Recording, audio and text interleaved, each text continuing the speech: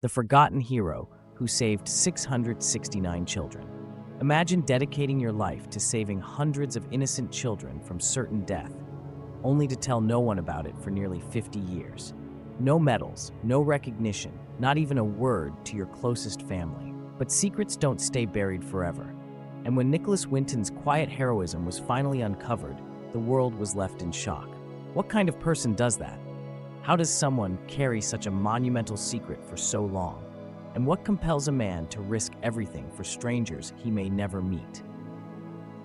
This is the story of Nicholas Winton, the forgotten savior who rescued 669 children from the Holocaust, only for history to almost forget him.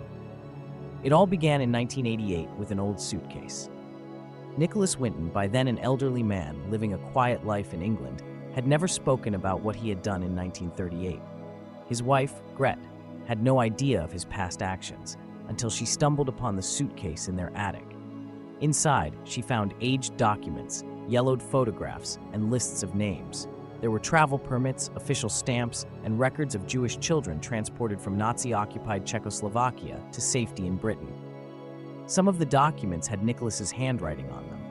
Confused and intrigued, Grete asked her husband about it. His response was casual, almost dismissive. "It was nothing," he said. "I just helped a little." But to her, it was clearly more than that.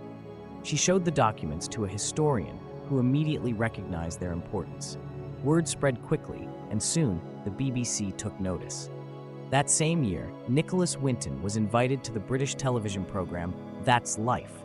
He was not told that the episode was about him. Instead, he was invited as a member of the audience under the pretense that the show would be discussing historical humanitarian efforts. He had no idea what was about to happen. As the program progressed, the host, Esther Ranson, held up the documents Grete had found.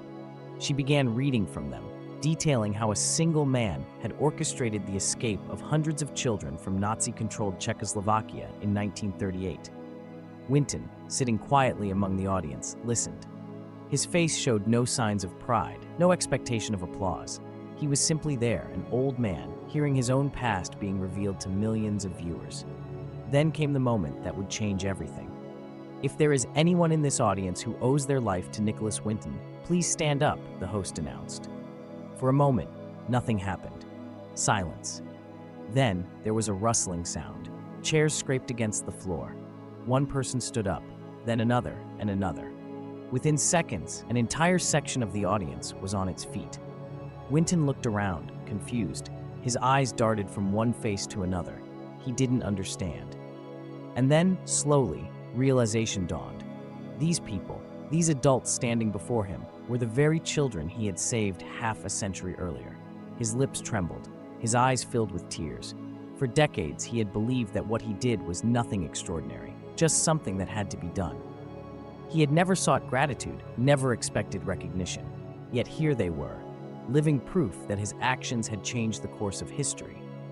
But how had this all happened? To understand, we must go back to 1938. At the time, Nicholas Winton was a 29-year-old British stockbroker, living a comfortable life in London. He was preparing for a skiing trip in Switzerland when a friend, Martin Blake, urged him to come to Prague instead. Winton arrived to find a city in crisis.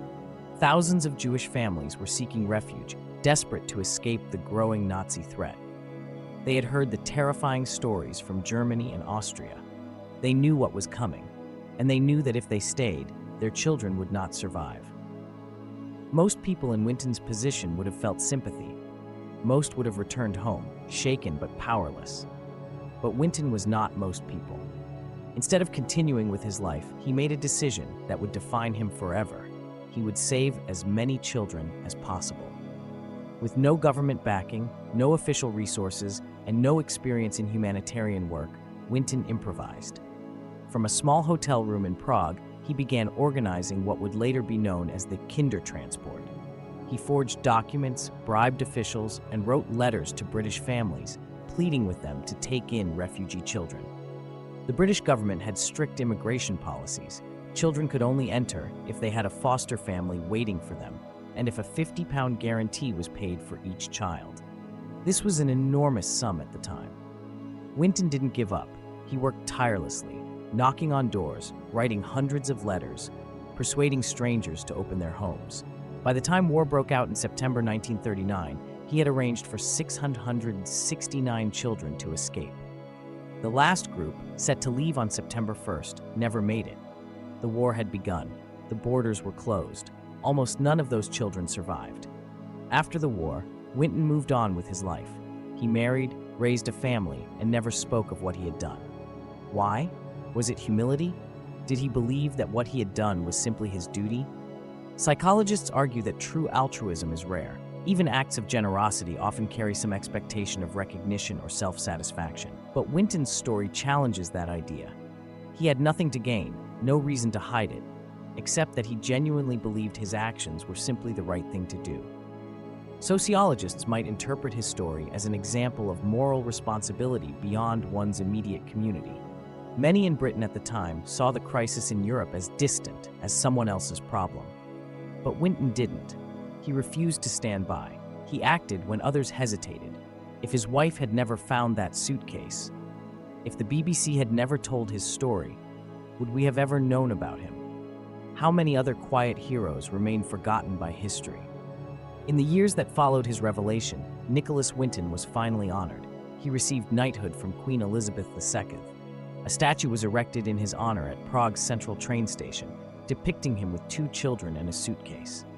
In 2014, at the age of 105, he was awarded the Czech Republic's highest honor. Yet when asked how he felt about the recognition, he always responded the same way. I wasn't a hero. I only saw what needed to be done and did it. In a world that often rewards visibility over virtue, where acts of kindness are broadcast for likes and recognition, Nicholas Winton's story reminds us of something profound.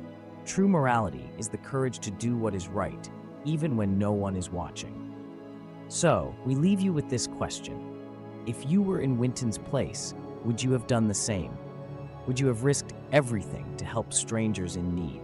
And beyond that, how many acts of quiet heroism go unnoticed every day? Tell us what you think in the comments. If you're not subscribing to the Yusufi channel, you're probably never going to see us again. But if you are, then congratulations, you're growing every day.